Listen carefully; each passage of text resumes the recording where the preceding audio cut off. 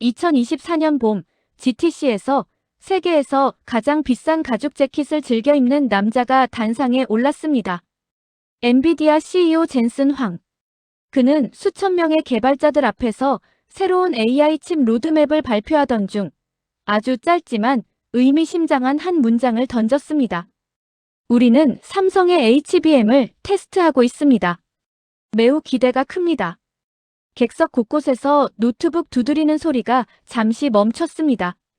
20년 가까이 SK 하이닉스의 HBM만을 고집해온 엔비디아가 지금 삼성을 언급하고 있었던 겁니다.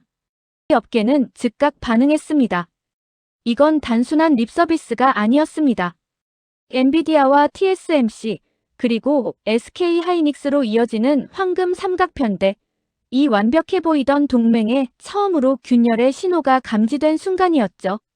지난 20년간 이 트리오는 AI 반도체 시장의 90% 이상을 장악해왔습니다. 구글, 메타, 마이크로소프트 같은 빅테크 기업들조차 이들이 만든 칩을 받기 위해 1년씩 줄을 서서 기다렸습니다.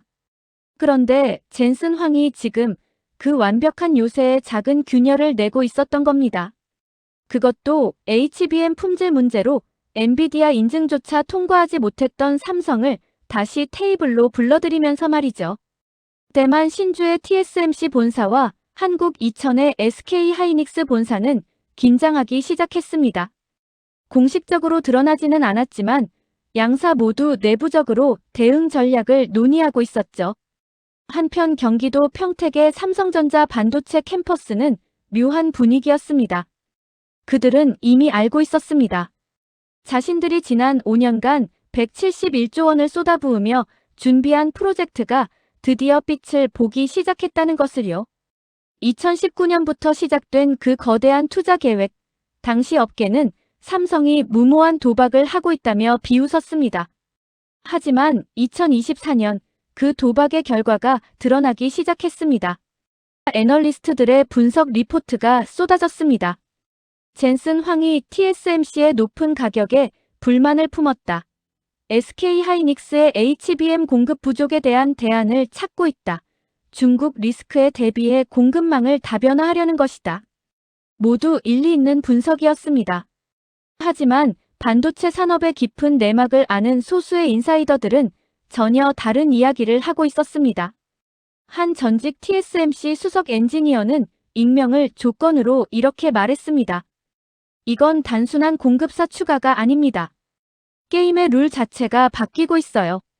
지난 30년간 우리가 알던 반도체 산업의 작동 방식이 근본부터 흔들리고 있습니다. 그렇습니다. 우리가 지금 목격하고 있는 것은 단순히 삼성이 엔비디아 HBM 공급 후보에 올랐다는 비즈니스 뉴스가 아닙니다. 이것은 반도체 산업 전체의 패러다임이 전환되는 역사적 순간입니다. 개별 부품의 성능을 극대화하던 분업의 시대에서 모든 것을 하나로 통합하는 통합의 시대로 넘어가고 있는 겁니다. 그 중심에는 모두가 실패할 거라 비웃었던 삼성의 5년 프로젝트가 있고 그 프로젝트의 핵심 전략 이름은 턴키입니다. 지금부터 우리는 171조 원짜리 도박이 어떻게 반도체 전쟁의 판을 뒤흔들고 있는지 그 드라마틱한 이야기 속으로 들어가 보겠습니다. 세상에서 가장 완벽한 요새에 금이 가고 있다. 2024년 상반기 월스트리트의 한 반도체 애널리스트가 주요 고객사들에게 보낸 분석 리포트는 이렇게 시작되었습니다. 그는 30년 경력의 베테랑으로 인텔의 몰락을 예측했고 TSMC의 부상을 가장 먼저 간파한 인물이었죠. 그런 그가 지금 요새에 금이 가고 있다고 경고하고 있었습니다. 도대체 어떤 요새를 말하는 걸까요? 그것은 바로 엔비디아 TSMC SK 하이닉스로 이어지는 AI 반도체 생태계의 철옹성이었습니다. 지난 20년간 반도체 업계에는 누구도 건드릴 수 없는 황금 공식이 존재했습니다. 엔비디아가 천재적인 GPU 아키텍처를 설계하면 TSMC가 세계 최고 수준의 미세공정 기술로 그것을 실리콘 위에 구현해냅니다. 그리고 SK 하이닉스가 초고속 HBM 메모리를 공급하면 ASE나 AMKUR 같은 전문 패키징 업체가 모든 부품을 정밀하게 조립하죠. 이 완벽한 분업 체계로 탄생한 H100과 A100 같은 괴물 GPU들은 전 세계 AI 연산 시장의 90% 이상을 장악했습니다. 오픈AI의 챗GPT도, 구글의 제미나이도, 메타의 라마도 모두 이 칩들 위에서 학습되고 구동되었죠. 그 완벽함은 숫자로도 증명되었습니다. TSMC의 최첨단 공정 수율은 업계 최고 수준이었고, 이는 10개를 만들면 9개 이상이 완벽한 제품으로 나온다는 의미였습니다. SK 하이닉스의 HBM3는 속도와 안정성 면에서 독보적이었죠. 초당 1.2TB라는 엄청난 데이터 전송 속도를 자랑하면서도 발열 문제가 거의 없었습니다.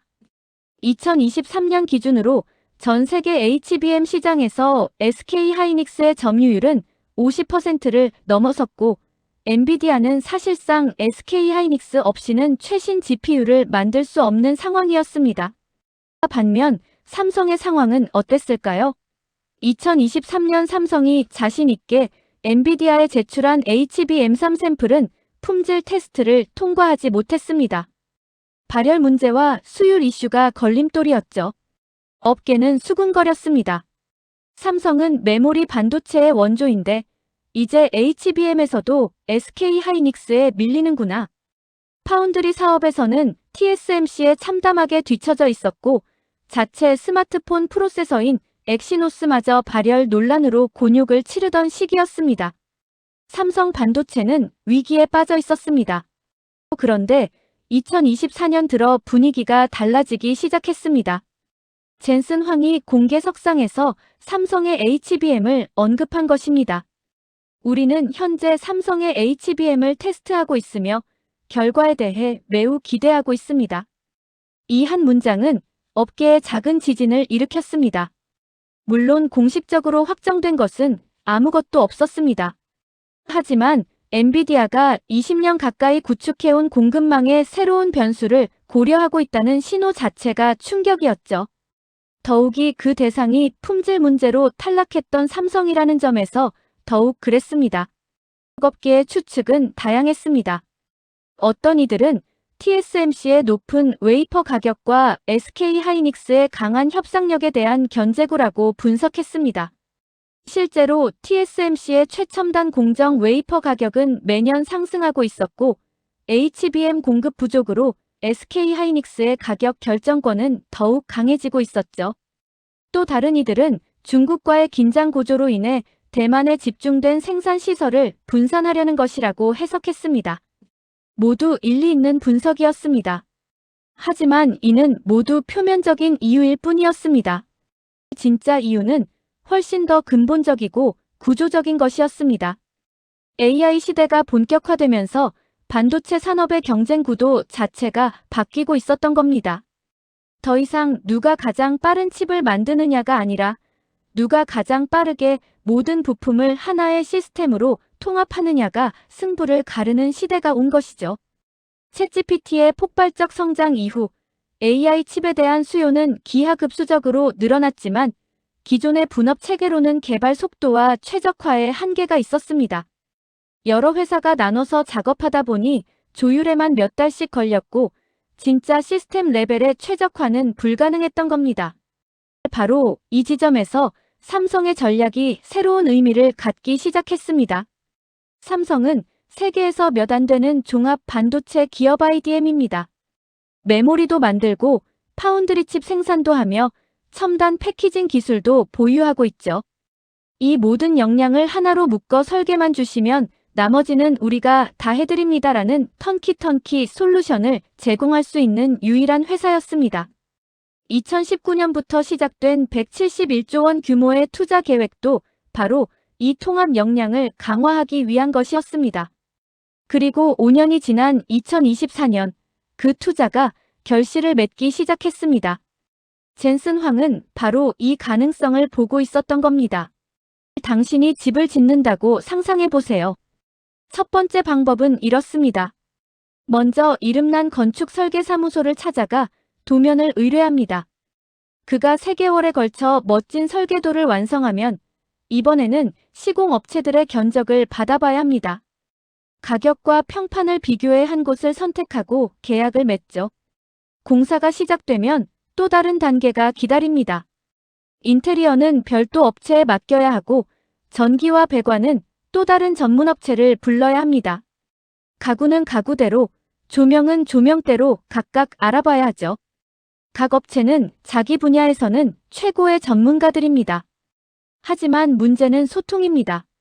설계사가 그린 조명 위치와 전기업체가 설치한 콘센트 위치가 맞지 않아 벽을 다시 뜯어내는 일도 생깁니다.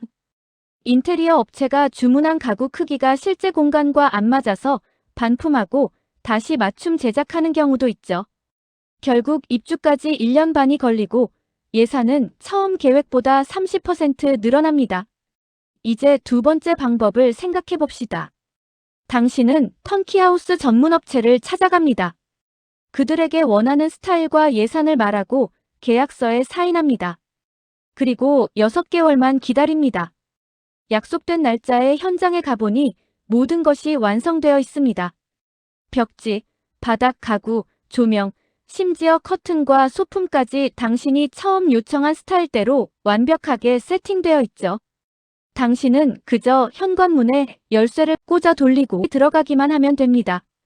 중간 과정의 조율, 업체 간 의사소통, 공정관리는 모두 그 한 회사가 책임졌습니다.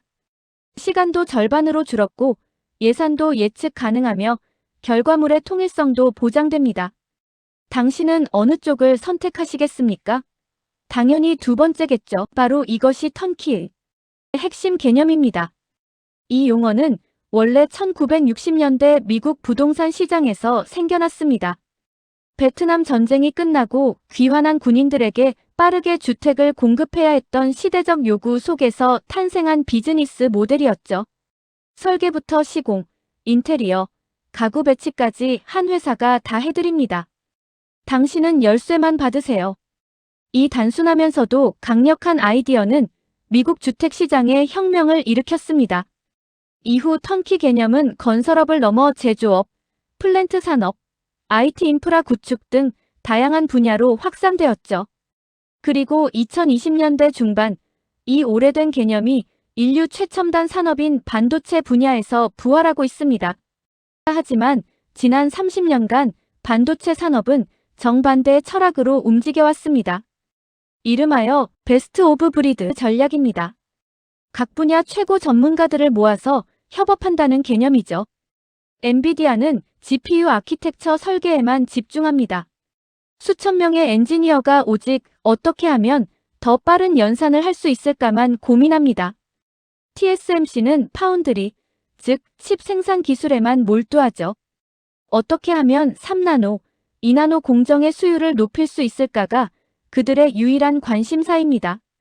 SK 하이닉스는 HBM 메모리 개발에 모든 역량을 쏟습니다. 어떻게 하면 더 많은 데이터를 더 빠르게 전송할 수 있을까를 연구하죠. 그리고 ASE, AMKUR 같은 패키징 전문 업체들은 이 모든 부품을 안전하고 정밀하게 조립하는 기술만 연마합니다. 이 방식은 놀라울 정도로 잘 작동했습니다.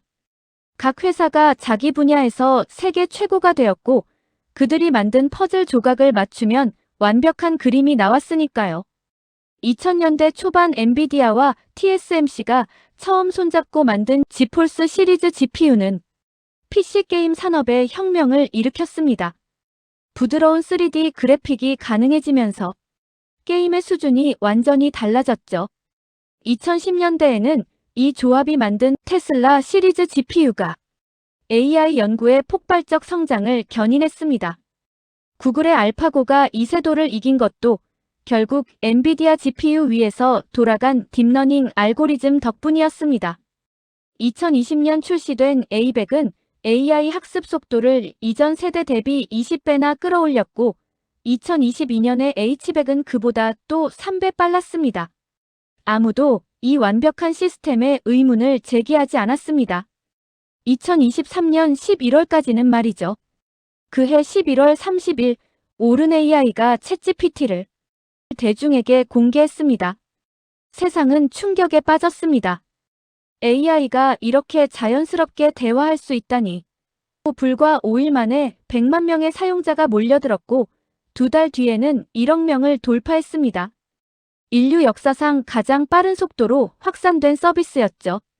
구글은 급하게 바드현 제미나이를 출시했고 메타는 라마를 공개했으며 마이크로소프트는 코파일럿을 내놓았습니다. AI 전쟁이 시작된 겁니다. 그런데 이 전쟁의 이면에는 잘 알려지지 않은 위기가 숨어 있었습니다. AI 모델이 커질수록 사용자가 늘어날수록 엄청난 양의 연산이 필요했습니다. 오픈 AI는 수만 개의 엔비디아 GPU를 24시간 풀가동했고 구글과 메타도 마찬가지였죠. 그런데 문제가 생겼습니다. 칩이 부족했습니다. 엔비디아는 GPU를 더 만들고 싶었지만 TSMC의 생산 캐파용량은 한정되어 있었습니다. SK 하이닉스의 HBM도 공급이 달렸죠. 더 큰 문제는 속도였습니다. AI 경쟁사들은 매달 더 크고 빠른 모델을 요구했지만 기존 분업 방식으로는 개발에 너무 오랜 시간이 걸렸습니다. 엔비디아 엔지니어들이 GPU 설계를 개선하면 그 변경 사항을 TSMC에 전달해야 했습니다. TSMC는 자사의 공정에 맞게 수정하고 테스트하는데 2개월에서 3개월을 썼습니다. 그 사이 SK 하이닉스에도 새로운 HBM 사양을 요청해야 했고 그들의 개발과 검증에 또 2개월, 3개월이 소요되었죠. 마지막으로 패키징 업체가 이 모든 것을 조립하는 공정을 새로 개발하는데 또 1, 2개월이 추가되었습니다. 총 6, 8개월 AI 시장에서 6개월은 영원과도 같은 시간이었습니다. 그 사이 경쟁사는 벌써 다음 세대 모델을 출시하고 있었습니다. 바로 이 절박한 순간 삼성전자가 젠슨 황에게 새로운 제안을 했습니다. 우리는 2개월이면 가능합니다. 2024년 초 샌프란시스코의 한 AI 스타트업 사무실. 창업자는 모니터 앞에서 머리를 쥐어뜯고 있었습니다. 자사의 AI 챗봇이 경쟁사보다 응답 속도가 0.3초 느렸기 때문입니다. 고작 0.3초가 뭐가 대수냐고 생각할 수 있습니다. 하지만 AI 서비스 시장에서 0.3초는 생사를 가르는 시간입니다. 한 조사에 따르면 사용자의 70%는 0.5초 이상 느린 서비스로는 전환하지 않는다고 합니다. 투자자들도 마찬가지입니다. 같은 기능이라면 더 빠른 서비스에 투자하죠. 이 창업자는 절박하게 CTO에게 물었습니다. 도대체 왜 우리가 느린 거야? CTO의 대답은 간결했습니다. 레이턴시 때문입니다. GPU와 메모리 사이의 지연 시간 때문이죠. 레이턴시, 우리말로 하면 지연 시간입니다. AI 칩의 성능을 결정하는 가장 중요한 요소 중 하나지만 일반인들에게는 잘 알려지지 않은 개념이죠. 쉽게 설명하면 이렇습니다. GPT-4나 클로드 같은 거대 언어 모델이 작동할 때 GPU 코어는 초당 수조 번 메모리에 접근해서 데이터를 읽어오고 쓰기를 반복합니다. 이 단어 다음에 올 확률이 가장 높은 단어는 같은 질문을 수없이 던지며 답을 찾는 거죠. 이때 GPU가 데이터 줘 라고 요청한 순간부터 메모리가 여기 있어 라고 응답하는 순간까지 걸리는 시간이 바로 레이턴시입니다. 이 시간이 0.001초 1밀리초만 늘어나도 수조 번의 반복 과정에서 누적되면 전체 응답 시간이 수초씩 늘어날 수 있습니다. 문제는 기존의 분업 방식에서는 이 레이턴시를 근본적으로 줄이는 것이 구조적으로 매우 어렵다는 점입니다. 왜일까요? GPU를 설계하는 엔비디아, 그것을 생산하는 TSMC, 메모리를 만드는 SK 하이닉스, 이 모든 걸 조립하는 패키징 업체, 이 네 주체가 각자 최적화를 진행하기 때문입니다. 비유하자면 이렇습니다. 100m 릴레이 경주에서 4명의 선수가 각자 최선을 다해 빨리 달립니다. 하지만 바통을 주고받는 순간마다 0.1초씩 손실이 발생하죠. 아무리 개별 선수가 빨라도 바통 터치 구간에서의 손실을 줄이지 못하면 혼자 뛰는 선수보다 빠를 수가 없습니다. 더 구체적으로 들어가 보겠습니다. 현대 AI 칩에서 GPU 코어와 HBM 메모리 사이의 물리적 거리는 일반적으로 0.5에서 1 정도입니다. 머리카락 굵기의 5배에서 10배 정도 되는 아주 작은 거리죠. 하지만 전기 신호는 빛의 속도로 이동하지 않습니다. 구리나 텅스텐으로 만들어진 미세한 배선을 따라 이동하면서 저항을 만나고 배선의 굴곡과 분기를 지나며 시간이 지연됩니다.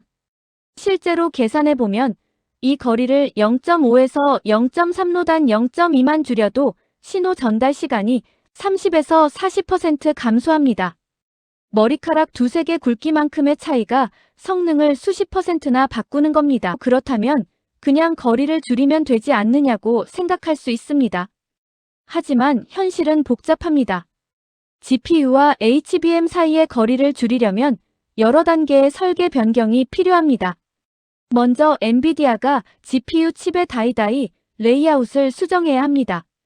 메모리 인터페이스의 위치를 재배치하고 전력 공급 회로도 조정해야 하죠.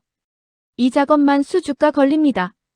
그 다음 이 변경 사항을 TSMC에 전달하면 TSMC는 자사의 제조 공정에서 구현 가능한지 검토해야 합니다. 포토마스크를 새로 만들고 테스트 웨이퍼를 제작해서 수율을 확인하는데 보통 8주에서 12주가 소요됩니다. 동시에 SK 하이닉스에도 새로운 HBM 사양을 요청해야 합니다. HBM 칩의 배치와 TSV, 바이어, 실리콘 관통 전극 위치를 GPU의 새로운 레이아웃에 맞춰 조정해야 하죠. SK 하이닉스는 자체 설계를 수정하고 샘플을 제작해서 전기적 특성을 테스트합니다. 이 과정에 또 8주에서 10주가 걸립니다. 마지막으로 패키징 업체인 ASE나 AMKUR에게 이 모든 변경 사항을 통합해달라고 요청합니다. 그들은 새로운 기판, 설계를 만들고 조립 공정을 개발하며 수율을 확보하는데 6주에서 8주를 더 씁니다. 모든 단계를 합치면 최소 5-6개월, 문제가 생기면 8개월 이상 걸릴 수 있습니다. 더 근본적인 문제는 이 과정에서 발생하는 타협입니다. 각 회사는 자기 영역에서의 최적화를 우선시합니다. TSMC는 GPU 코어의 성능과 수율을 최대화하고 싶어 합니다. 가능한 한 많은 트랜지스터를 집적하고 클럭 속도를 높이려 하죠. SK 하이닉스는 HBM의 데이터 전송 속도와 용량을 끌어올리고 싶어 합니다. 그러려면 메모리 다이를 더 많이 쌓아야 하고 TSV 밀도도 높여야 합니다. 패키징 업체는 무엇보다 안정성과 수율을 중시합니다. 불량률을 낮추려면 부품 간 간격을 여유 있게 두고 열방출 구조를 충분히 확보하는 게 좋죠. 네 회사의 엔지니어들이 한자리에 모였을 때 각자가 생각하는 이상적인 설계는 서로 충돌합니다. GPU 쪽은 메모리를 더 가까이 붙여야 속도가 나온다고 주장하고 메모리 쪽은 그러면 발열 때문에 우리 칩이 안정적으로 작동하지 않는다고 반박합니다. 패키징 업체는 둘 다 양보해야 우리가 양산 가능한 수율을 확보할 수 있다고 말하죠. 결국 나오는 결론은 언제나 중간안입니다. GPU도 조금 양보하고 HBM도 조금 양보하고 패키징도 조금 양보한 타협한 말입니다. 이론적으로 가능한 최고 성능의 70에서 80% 수준에서 타협하는 겁니다. 이것이 진짜 최적화일 수 있을까요? 2019년 4월 삼성전자는 야심찬 발표를 합니다. 2030년까지 시스템 반도체 분야에 133조 원을 투자하겠다. 당시 업계의 반응은 냉담했습니다. 파운드리에서 TSMC한테 참담하게 밀리는 삼성이 무슨 수로 메모리 반도체 호황이 끝나가는 시점에 무리한 투자 아닌가? 하지만 삼성은 흔들리지 않았습니다. 오히려 2021년에는 투자 규모를 171조 원으로 확대한다고 재발표했죠. 그리고 그 돈의 상당 부분이 한 가지 전략에 집중되었습니다. 바로 턴키, 역량 구축이었습니다. 삼성의 첫 번째 무기는 속도입니다. 삼성은 파운드리 칩 생산, HBM 메모리, 패키징 조립을 모두 한 회사 안에 보유한 유일한 종합 반도체 기업입니다. 경기도 평택의 거대한 반도체 캠퍼스에는 이 세 부문의 엔지니어들이 같은 건물, 어떤 경우는 같은 층에서 일합니다. 만약 GPU 설계에 변경사항이 생긴다면 어떻게 될까요? 파운드리 팀장이 복도를 건너 HBM 팀 회의실로 갑니다. 30분 회의로 기본 방향이 정해지고 패키징 팀도 즉시 합류합니다. 그날 오후에 통합 시뮬레이션이 시작되고 다음 날 아침이면 초기 결과가 나옵니다. TSMC, SK 하이닉스 조합이라면 같은 작업에 최소 3주가 걸립니다. 대만과 한국을 오가며 이메일과 화상회의로 조율해야 하고 시차와 언어 장벽, 회사 문화 차이까지 극복해야 하니까요. 실제 사례가 있습니다. 2023년 삼성은 자체 AI 가속기 칩 프로젝트에서 설계 변경부터 샘플 제작까지 단 6주 만에 완료했습니다. 업계 평균인 20주의 3분의 1도 안 되는 시간이었죠. 이것이 가능했던 이유는 한 지붕 아래 모든 팀이 실시간으로 협업했기 때문입니다. 파운드리 팀이 이 부분의 공정 난이도가 높다고 피드백하면 설계팀이 즉시 수정안을 내놓습니다. HBM 팀이 이 배치라면 발열 문제가 생긴다고 경고하면 그 자리에서 냉각 구조를 재설계합니다. 외부 협력사와의 계약서, 비밀 유지 협약, 승인 프로세스 같은 것들이 필요 없습니다. 모두 같은 회사 직원이니까요. 두 번째 무기는 진짜 최적화입니다. 삼성은 iCube, Xcube라는 독자적인 3D 패키징 기술을 개발해왔습니다. 이 기술의 핵심은 GPU와 HBM을 설계 단계부터 함께 최적화한다는 것입니다. 예를 들어보겠습니다. GPU 칩의 메모리 인터페이스를 어디에 배치할지 결정할 때 일반적으로는 GPU 설계만 고려합니다. 하지만 삼성은 다릅니다. GPU 설계팀과 HBM 설계팀이 같은 CAD 툴을 사용해 3D 시뮬레이션을 돌립니다. GPU의 메모리 컨트롤러를 2mm를 왼쪽으로 옮기면 HBM TSV와의 배선 길이가 0.3 줄어든다. 그러면 레이턴시가 25% 감소한다. 이런 최적화가 설계 초기 단계부터 가능한 겁니다. 세 번째 무기는 원가 경쟁력입니다. 이것은 단순히 삼성이 싸게 만든다는 의미가 아닙니다. 턴키 방식의 구조적 이점입니다. 현재 엔비디아가 H100을 생산할 때 TSMC의 웨이퍼당 비용을 지불하고 SK 하이닉스의 HBM 가격을 지불하며 패키징 업체의 조립 비용을 지불합니다. 각 단계마다 해당 업체의 마진이 붙죠. TSMC의 영업이익률은 약 40%, SK 하이닉스는 약 30%입니다. 패키징 업체는 상대적으로 낮지만 그래도 15%에서 20%의 마진을 가져갑니다. 반면 삼성의 턴키 모델은 모든 공정이 내부 거래입니다. 통합 마진 하나만 적용되죠. 게다가 물류비, 관세, 품질 검증 비용, 회사 간 조율 비용이 모두 사라집니다. 업계 추정에 따르면 턴키 방식은 동일한 칩을 1520% 낮은 원가로 생산할 수 있다고 합니다. 네 번째 무기는 보안입니다. 이것이 사실 젠슨 황을 가장 움직인 요소일 수 있습니다. GPU 설계도는 엔비디아의 핵심 자산입니다. 수천 명의 엔지니어가 10년 이상 개발한 노하우가 담긴 보물이죠. 그런데 이것을 생산하려면 TSMC, SK 하이닉스, 패키징 업체 모두의 상세한 설계 정보를 공유해야 합니다. 각 회사와 NDA 비밀 유지 협약을 맺지만 새 회사의 수백 명이 접근 권한을 가지게 됩니다. 인간은 완벽하지 않습니다. 2022년 한 해에만 반도체 업계에서 공식 보고된 기술 유출 사건이 10건 이상 있었습니다. 반면 삼성의 턴키 모델은 모든 정보가 하나의 폐쇄망 안에서만 움직입니다. 물리적으로 한 캠퍼스, 디지털로는 통합 보안 시스템 안에 있죠. 외부로 나갈 필요가 없습니다. 2023년 말부터 2024년 초 삼성과 엔비디아 사이에 기술 협력 논의가 본격화되었습니다. 공식적으로 확인된 것은 HBM 테스트와 품질 검증이지만 업계에서는 더 광범위한 협력이 논의되고 있다는 관측이 많습니다. 삼성의 파운드리 기술은 아직 TSMC의 최첨단 공정만큼 검증되지는 않았지만 빠르게 격차를 좁히고 있습니다. 2024년 삼성의 3나노 GAA 공정 수율은 70%를 넘어섰다는 보도가 있었습니다.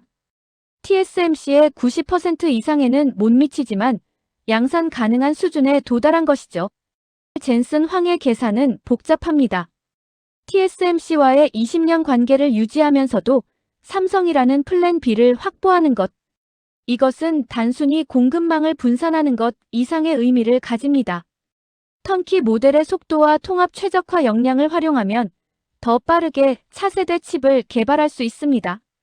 원가 경쟁력은 가격 협상에서 유리한 위치를 확보해줍니다. 그리고 무엇보다 AI 시대의 새로운 경쟁 룰인 통합 역량을 테스트해 볼 수 있는 기회입니다. 삼성의 171조 원 도박이 결실을 맺고 있는 겁니다. 5년 전 모두가 비웃었던 그 프로젝트가 말이죠. 171조 원의 도박, 모두가 비웃었던 5년. 2019년 4월 24일 경기도 수원 삼성전자 본관. 이날 삼성전자는 반도체 비전 2030이라는 제목의 대규모 기자회견을 열었습니다. 수백 명의 기자들 앞에서 삼성전자 부회장은 청사진을 펼쳤습니다. 2030년까지 시스템 반도체에 133조 원을 투자하겠습니다. 파운드리 부문에서 세계 1위를 달성하겠습니다. 회견장은 조용했습니다. 박수보다는 의구심 어린 시선이 더 많았죠. 회견이 끝나고 한 외신 기자가 동료에게 속삭였습니다. 삼성이 정신 나간 거 아냐? TSMC를 어떻게 따라잡겠다는 거지? 당시 상황을 이해하려면 2019년에 삼성 반도체가 처한 위기를 알아야 합니다. 메모리 반도체 부문에서는 여전히 강자였지만 시스템 반도체는 참담한 상황이었습니다. 파운드리 시장에서 TSMC의 점유율은 50%를 넘어섰지만 삼성은 겨우 17%에서 18% 수준이었죠. 더 큰 문제는 기술 격차였습니다. TSMC는 7나노 공정을 안정적으로 양산하며 애플, 엔비디아, AMD 등 주요 고객사를 확보하고 있었습니다. 반면 삼성의 7나노는 수율 문제로 고전하고 있었고 주요 고객은 자사의 스마트폰 사업부와 일부 중소 팹리스 업체들 뿐이었습니다. 설상가상으로 삼성의 자체 AP 애플리케이션 프로세서인 엑시노스가 곤욕을 치르고 있었습니다. 2019년 출시된 갤럭시 S10에 탑재된 엑시노스 9820은 발열 문제로 소비자들의 거센 비판을 받았습니다. 게임을 10분만 하면 뜨거워서 못 잡겠다. 배터리가 반나절도 안 간다는 불만이 쏟아졌죠. 삼성은 같은 갤럭시 모델에도 국가별로 칩을 달리 넣었는데 한국과 유럽에는 엑시노스를, 미국과 중국에는 퀄컴 스냅드래곤을 사용했습니다. 문제는 성능 차이가 명확했다는 겁니다. 벤치마크 테스트 결과 엑시노스 버전이 스냅드래곤보다 15%에서 20% 느렸고 발열도 심했습니다. 소비자들은 분노했습니다. 같은 가격인데 왜 한국 소비자만 성능 낮은 칩을 받아야 하느냐는 청와대 국민청원까지 올라왔을 정도였습니다. 업계의 평가는 냉혹했습니다. 삼성은 자기 스마트폰에 들어갈 칩도 제대로 못 만드는데 남의 칩을 대신 만들어주는 파운드리 사업이 되겠느냐? 한 반도체 애널리스트는 보고서에 이렇게 썼습니다. 삼성의 133조 원 투자 계획은 현실성이 떨어진다. TSMC와의 기술 격차는 단순히 돈으로 해결될 문제가 아니다. 고객사의 신뢰를 잃은 상태에서 막대한 투자는 자원 낭비로 이어질 가능성이 크다. 삼성 반도체 사업부 내부에서도 회의론이 퍼졌습니다. 한 엔지니어는 익명 커뮤니티에 이렇게 적었습니다. 매일 밤샘 작업하는데 성과는 안 나오고 경영진은 비현실적인 목표만 제시한다. 언제까지 이래야 하나? 하지만 삼성 경영진은 흔들리지 않았습니다. 아니, 오히려 베팅을 더 키웠습니다. 2021년 5월 삼성은 투자 계획을 대폭 확대한다고 발표했습니다. 2030년까지 반도체, 바이오, 차세대 통신 등 미래 사업에 총 240조 원을 투자하며 이 중 171조 원을 반도체에 집중하겠습니다. 133조에서 171조로 38조 원이 추가된 것이죠. 게다가 평택에 새로운 파운드리 라인을 건설하고 미국 텍사스에도 170억 달러 약 20조 원 규모의 신규 공장을 짓겠다고 발표했습니다. 시장은 어리둥절했습니다. 메모리 반도체 시장은 2018년에서 2019년 슈퍼 호황 이후 침체기에 접어들고 있었고 파운드리는 계속 적자를 내고 있었습니다. 왜 이렇게 공격적으로 투자하는 걸까요? 답은 삼성 내부의 전략 문서에 있었습니다. 2020년 유출된 한 내부 보고서에는 이런 문장이 적혀 있었습니다. TSMC와의 정면 승부는 불가능하다. 우리는 다른 게임을 해야 한다. TSMC는 순수 파운드리다. 고객사의 설계를 받아 생산만 한다. 하지만 우리는 메모리, 파운드리, 패키징을 모두 가진 종합 반도체 기업이다. 이 통합 역량이 우리의 무기다. 앞으로의 경쟁은 개별 칩의 성능이 아니라 시스템 통합 능력에서 결정될 것이다. 삼성은 TSMC와 같은 경기장에서 싸우지 않기로 한 것입니다. 대신 새로운 경기장을 만들기로 했죠. 그 경기장의 이름이 바로 턴키였습니다. 171조 원 중 상당 부분이 이 전략에 투입되었습니다. 평택 캠퍼스에는 파운드리, HBM, 패키징 라인이 물리적으로 인접하게 배치되었습니다. 단순히 공장을 가까이 짓는 것이 아니었습니다. 세 부문의 엔지니어들이 실시간으로 협업할 수 있도록 통합 R&D 센터를 건설했죠. 여기에는 최첨단 시뮬레이션 장비가 들어섰습니다. GPU와 HBM을 3D로 모델링해서 열분포, 전기적 특성, 기계적 응력을 동시에 분석할 수 있는 슈퍼컴퓨터급 시스템이었습니다. 이런 장비를 갖춘 곳은 전 세계에서 삼성이 유일했습니다. TSMC도 SK 하이닉스도 인텔도 없었습니다. 왜냐하면 그들은 애초에 모든 걸 통합할 필요가 없었으니까요. 동시에 삼성은 첨단 패키징 기술에 집중 투자했습니다. 아이큐브와 엑스큐브라는 독자 기술을 개발했죠. 아이큐브는 GPU와 HBM 사이에 실리콘 인터포저 중간층을 넣어 초고밀도 배선을 구현하는 기술입니다. 기존 방식보다 배선 밀도를 2배 이상 높일 수 있었고 그만큼 신호 전달거리가 짧아져 레이턴시가 감소했습니다. 엑스큐브는 한 걸음 더 나아가 여러 개의 칩을 수직으로 싸는 3D 패키징 기술이었습니다. GPU 위에 HBM을 그 위에 또 다른 칩을 올릴 수 있었죠. 2021년 삼성은 이 기술로 업계 최초로 12단 HBM 스택을 시연했습니다. 경쟁사들이 8단에서 고전하고 있을 때였습니다. 하지만 초기 결과는 참담했습니다. 2022년 삼성의 파운드리 사업부는 1조 원 이상의 영업 손실을 기록했습니다. 3나노 GAA 공정은 수율이 30%대에서 허덕였고 주요 고객사 유치에도 실패했습니다. 엑시노스는 계속해서 발열 논란에 시달렸고 2023년 갤럭시 S23에는 아예 엑시노스를 포기하고 전 모델의 퀄컴 칩을 사용했습니다. 삼성 반도체 역사상 처음 있는 일이었죠. HBM 부문도 마찬가지였습니다. SK하이닉스가 HBM3로 엔비디아의 독점 공급사가 되는 동안 삼성의 HBM3는 2023년 중반까지도 엔비디아 인증을 통과하지 못했습니다. 외부에서는 비웃음이 쏟아졌습니다. 171조 원을 쏟아부었는데 뭐가 달라졌나?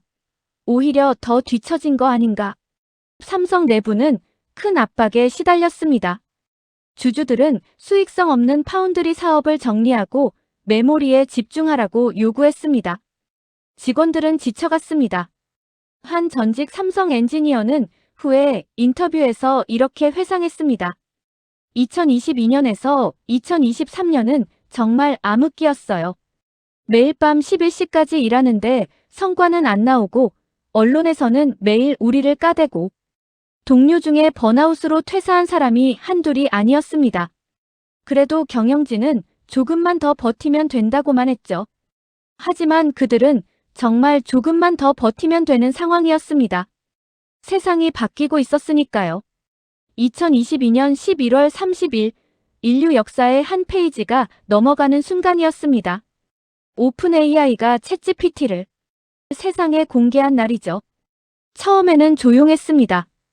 일부 얼리 어답터들이 신기하네라며 몇 가지 질문을 던져봤습니다. 하지만 입소문은 빠르게 퍼졌습니다. 이거 진짜 사람처럼 대화한다. 코드도 짜준다. 논문 요약도 해준다.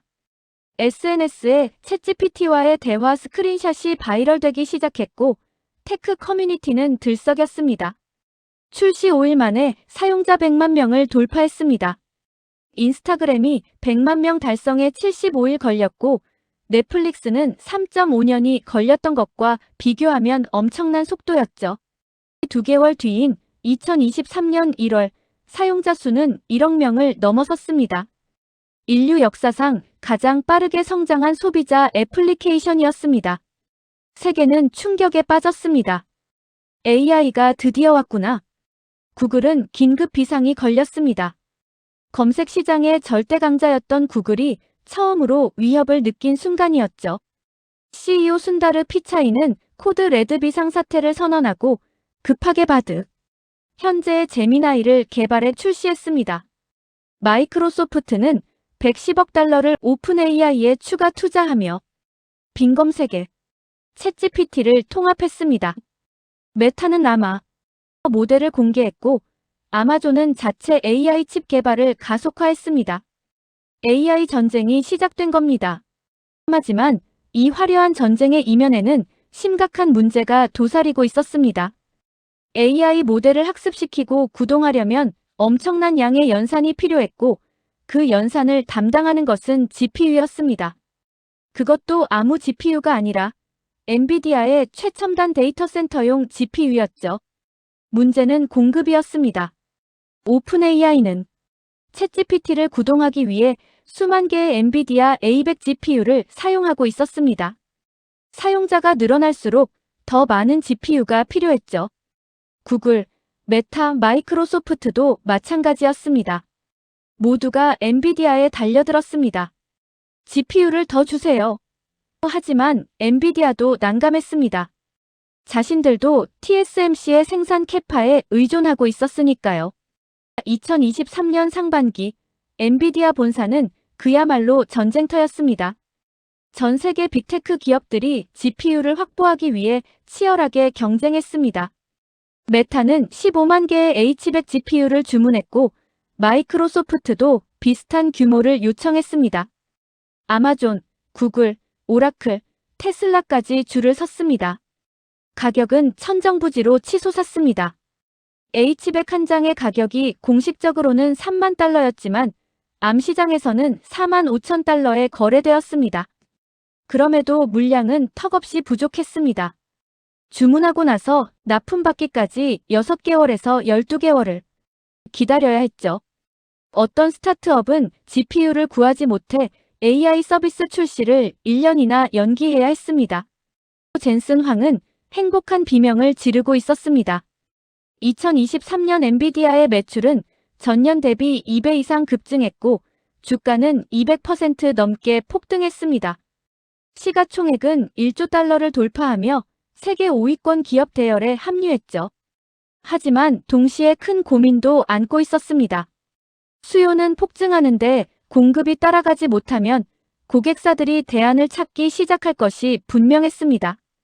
실제로 구글과 아마존은 자체 AI 칩 개발을 발표했고 마이크로소프트도 자체 칩을 설계 중이라는 소문이 돌았습니다. 엔비디아의 독점은 영원하지 않을 수 있었습니다. 더 근본적인 문제는 개발 속도였습니다. AI 기술은 너무나 빠르게 진화하고 있었습니다. GPT-3에서 GPT-4로 넘어가는데 불과 1년 반밖에 걸리지 않았습니다. 그 사이 모델 크기는 10배 이상 커졌고 요구되는 연산 성능도 기하급수적으로 늘어났죠. 고객사들은 매 분기마다 더 빠른 칩을 요구했습니다. 하지만 기존 공급망으로는 새로운 칩을 개발하는데 최소 8개월에서 10개월이 걸렸습니다. 엔비디아가 설계하고 TSMC가 생산 공정을 세팅하고 SK하이닉스가 새 HBM을 개발하고 패키징 업체가 조립 방법을 개발하는 전체 과정 말이죠. AI 시장에서 10개월은 너무 길었습니다. 2023년 하반기 엔비디아 내부에서는 어떻게 하면 개발 주기를 단축할 수 있을까라는 논의가 활발히 이루어졌습니다. 한 엔지니어는 보고서에 이렇게 썼습니다. 우리는 애플 경주를 하고 있는데 4개 회사가 각자 부품을 만들어 조립하고 있습니다. 아무리 각 부품이 훌륭해도 조립 과정에서 시간이 너무 많이 소모됩니다. 통합 솔루션이 필요합니다. 바로 이 시점에 삼성으로부터 제안이 들어왔습니다. 정확한 시점과 방식은 공개되지 않았지만 업계 관계자들에 따르면 2023년 말경 삼성의 고위 임원이 엔비디아를 방문해 턴키 솔루션을 프레젠테이션했다고 합니다. 우리는 GPU 생산부터 HBM 공급, 패키징까지 한 번에 제공할 수 있습니다. 설계만 주시면 6주에서 8주 안에 샘플을 드릴 수 있습니다. 처음 엔비디아 측은 회의적이었습니다.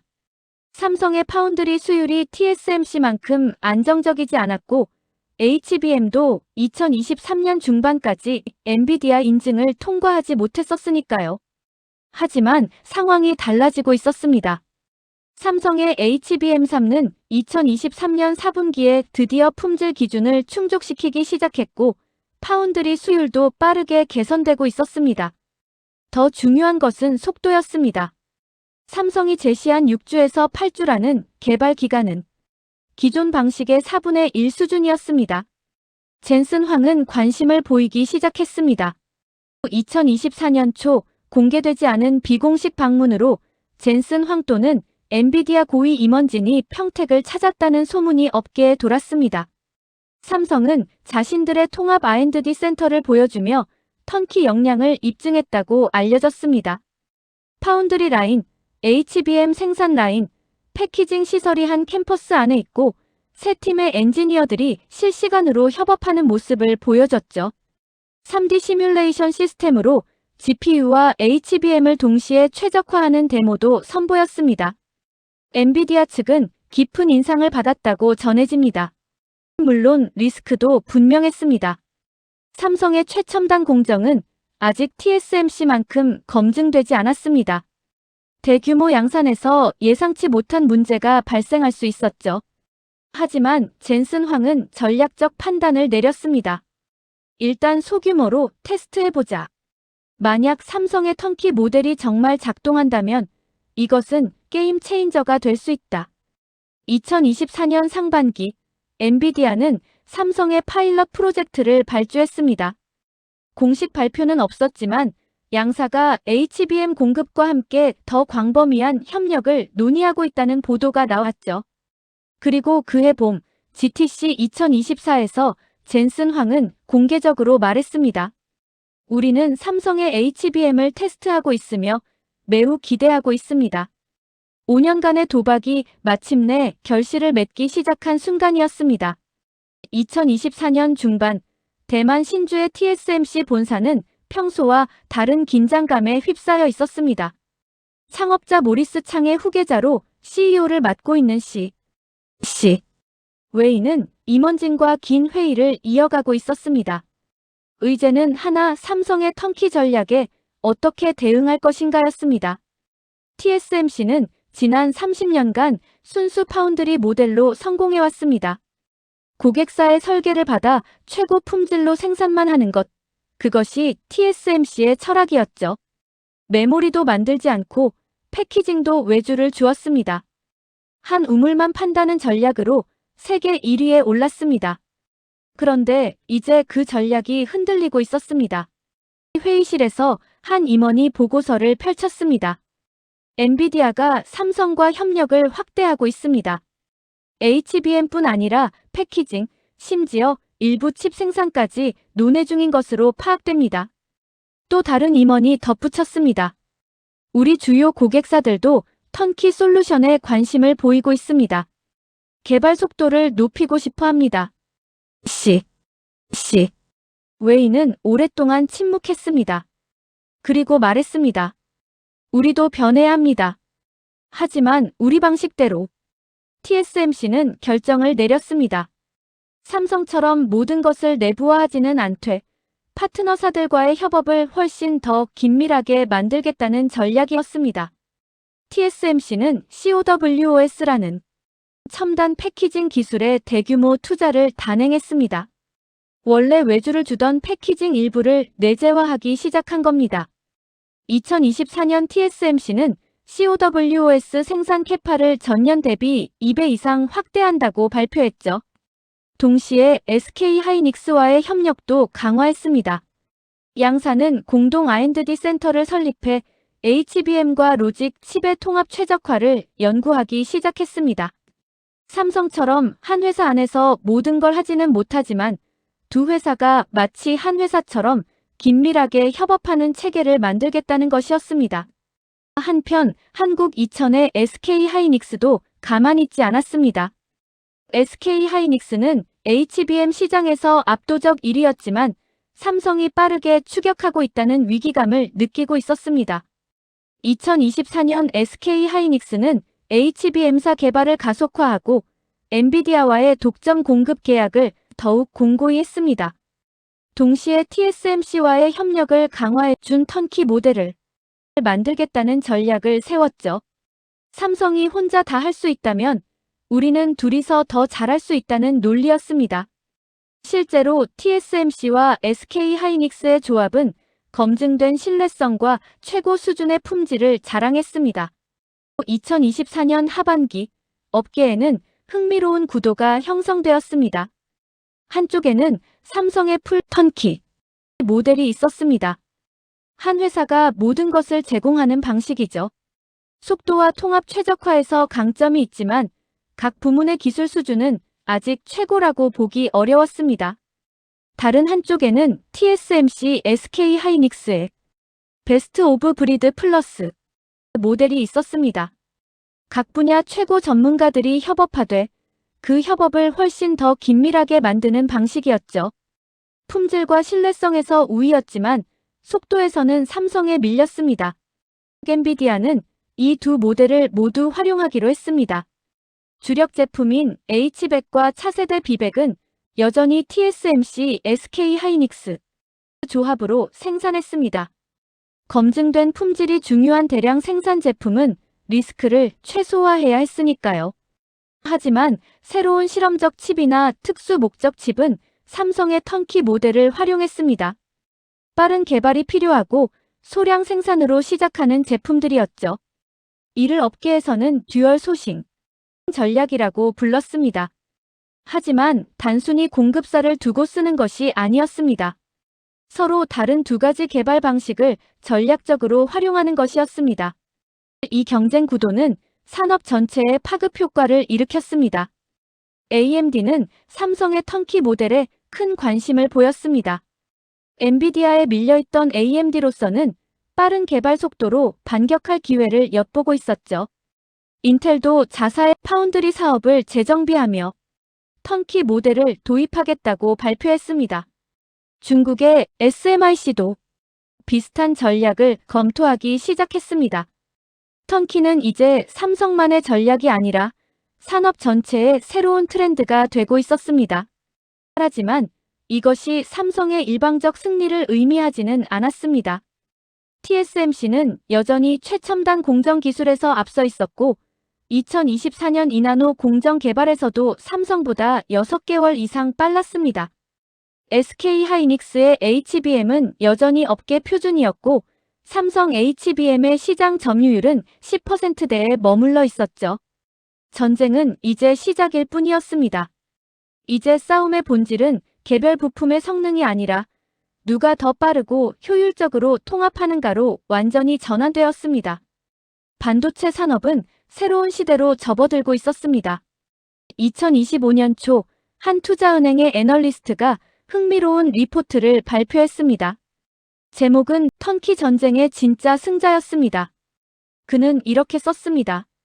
삼성 vs TSMC, 어느 쪽이 이길까 하는 질문은 틀렸다. 진짜 승자는 이미 정해졌다. 바로 엔비디아다. 그의 분석은 명쾌했습니다.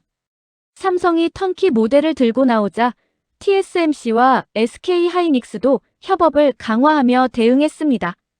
경쟁이 치열해질수록 개발 속도는 빨라지고 가격은 내려가고 품질은 올라갑니다. 그 혜택을 고스란히 받는 것은 고객사, 즉 엔비디아였습니다. 실제로 젠슨 황의 협상력은 엄청나게 강화되었습니다. 과거에는 TSMC가 웨이퍼 가격을 인상하면 받아들일 수밖에 없었습니다. 대안이 없었으니까요. SK하이닉스가 HBM 가격을 올려도 마찬가지였습니다. 하지만 이제는 달랐습니다. TSMC 가격이 부담스럽다면 삼성의 턴키 모델을 더 많이 활용하겠습니다라고 말할 수 있게 된 겁니다. 실제로 협상이 필요 없었습니다. 삼성이라는 대안이 존재한다는 사실 자체가 가격 억제 효과를 발휘했죠. 업계 추정에 따르면 이로 인해 엔비디아는 칩당 생산 원가를 10%에서 15% 절감할 수 있었다고 합니다. 개발 속도 측면에서도 엔비디아는 큰 이득을 받습니다. 주력 제품은 검증된 TSMC SK 조합으로 생산하고 실험적 신제품은 삼성의 빠른 턴키 프로세스로 개발하는 이중 전략이 가능해졌습니다. 2024년 엔비디아는 비백 외에도 다양한 특수 목적 AI 칩을 쏟아냈습니다. 엣지 AI용 저전력 칩, 추론 전용 칩, 특정 산업용 맞춤 칩 등이었죠. 이렇게 빠른 제품 다각화가 가능했던 것은 삼성의 턴키 모델 덕분이었습니다. 젠슨 황은 2024년 한 컨퍼런스에서 이렇게 말했습니다. 우리는 이제 AI 칩을 마치 소프트웨어처럼 빠르게 업데이트할 수 있는 시대로 가고 있습니다. 하지만 이 전쟁의 승자를 엔비디아라고만 말하는 것은 절반의 진실일 뿐입니다. 더 큰 그림을 보면 최종 승자는 따로 있습니다. 바로 AI를 사용하는 기업들, 그리고 궁극적으로는 우리 모두입니다. 왜일까요? 반도체 업계의 경쟁이 치열해질수록 AI 칩의 성능은 빠르게 향상되고 가격은 하락합니다. 이것은 AI 서비스의 대중화로 이어지죠. 오픈 AI의 챗GPT가 처음 나왔을 때 대규모 언어 모델을 운영하는 비용은 어마어마했습니다. 사용자 한 명이 질문 하나를 할 때마다 약 0.01달러에서 0.02달러의 비용이 들었다고 추정됩니다. 월간 활성 사용자 1억 명이 하루에 평균 10개씩 질문하면 하루에만 1억에서 2억 달러가 드는 계산이었죠. 하지만 칩 성능이 2배 향상되면 같은 비용으로 2배 많은 사용자를 처리할 수 있습니다. 2024년 출시된 엔비디아 B100은 H100 대비 AI 추론 성능이 2.5배 향상되었습니다. 이는 AI 서비스 비용을 60% 이상 낮출 수 있다는 의미였죠. 실제로 챗GPT의 유료 구독료는 출시 초기와 동일한 월 $20를 유지하고 있지만 제공되는 기능과 응답 품질은 훨씬 좋아졌습니다. 이는 뒤에서 작동하는 칩의 효율이 높아졌기 때문입니다. 이런 효율 개선은 AI의 활용 범위를 폭발적으로 확대시킵니다. 과거에는 구글, 메타 같은 빅테크만 AI를 활용할 수 있었습니다. 엄청난 인프라 비용을 감당할 수 있는 회사들만 가능했으니까요. 하지만 이제는 중소기업도, 스타트업도, 심지어 개인 개발자도 강력한 AI를 사용할 수 있습니다. 클라우드 서비스를 통해 필요한 만큼만 빌려 쓸 수 있게 되었으니까요. 이는 AI 기반 혁신을 민주화합니다. 전 세계 어디서든 좋은 아이디어만 있으면 AI 서비스를 만들 수 있는 시대가 온 겁니다. 자율주행차를 예로 들어보겠습니다. 자율주행에는 엄청난 양의 실시간 AI 연산이 필요합니다. 주변 차량, 보행자, 신호등, 도로 상황을 인식하고 0.1초 안에 판단을 내려야 하니까요. 2020년대 초반 자율주행에 필요한 AI 칩 시스템은 차량 한 대당 $10,000,000 이상이었습니다. 이 비용은 대중화에 큰 걸림돌이었죠. 하지만 칩 성능이 향상되고 가격이 떨어지면서 2024년에는 그 비용이 $3,000에서 $4,000 수준으로 낮아졌습니다. 앞으로 몇 년 내에 $1,000 아래로 떨어질 것으로 예상됩니다. 이렇게 되면 자율주행차는 더 이상 테슬라나 벤츠의 고급 옵션이 아니라 보급형 차량에도 탑재될 수 있습니다. 의료 분야도 마찬가지입니다. AI 기반 진단 시스템은 엑스레이, CT, MRI 영상을 분석해 암이나 질병을 조기에 발견할 수 있습니다. 하지만 이런 시스템을 운영하려면 강력한 AI 칩이 필요하고 그 비용이 부담스러웠죠. 대형 병원만 도입할 수 있었습니다. 하지만 칩 가격이 떨어지면 지역 병원, 심지어 개인 의원에서도 AI 진단을 활용할 수 있습니다. 의료 혜택의 불평등이 줄어드는 겁니다. 농촌 지역이나 개발도상국에서도 첨단 AI 의료 서비스를 받을 수 있게 되죠. 교육 분야는 어떨까요? AI 개인 교사는 이미 현실화되고 있습니다. 학생 한 명 한 명의 수준과 학습 속도에 맞춰 최적화된 커리큘럼을 제공하는 AI 튜터 시스템이 속속 등장하고 있습니다. 2020년대 초반에는 이런 시스템을 운영하는 비용이 학생 한 명당 월 수백 달러였습니다. 부유층만 누릴 수 있는 사교육이었죠.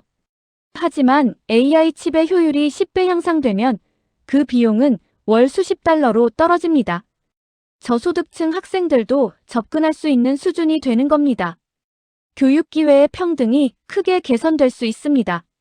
삼성의 턴키 전략이 촉발한 이 경쟁 구도는 단순히 기업 간 시장 점유율 싸움이 아닙니다. 이것은 인류의 AI 활용 능력을 한 단계 끌어올리는 구조적 변화입니다. 더 빠르고 더 싸고 더 효율적인 AI 칩이 등장할수록 AI는 소수의 전유물에서 모두의 도구로 변합니다.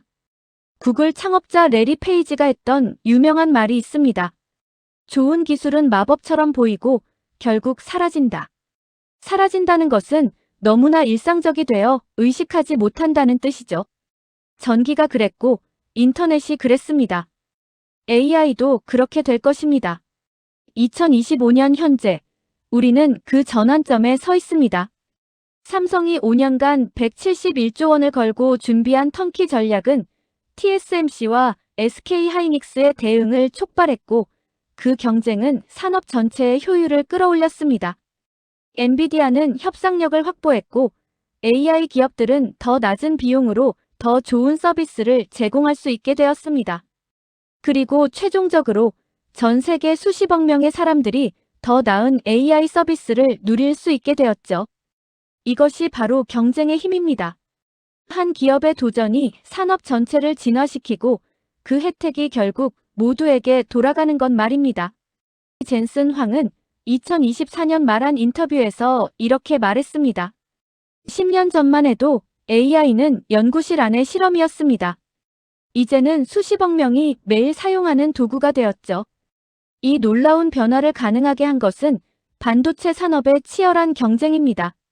삼성의 도전, TSMC의 대응, 모두가 이 생태계를 더 건강하게 만들었습니다. 그의 말은 과장이 아니었습니다. 반도체 전쟁은 제로섬 게임이 아니었습니다. 경쟁이 치열할수록 파이는 커졌고 모두가 승자가 될 수 있었습니다. 삼성의 171조 원 도박은 단지 한 기업의 생존을 위한 투자가 아니었습니다. 그것은 AI 시대를 앞당기고 인류 전체의 미래를 밝히는 씨앗이었습니다.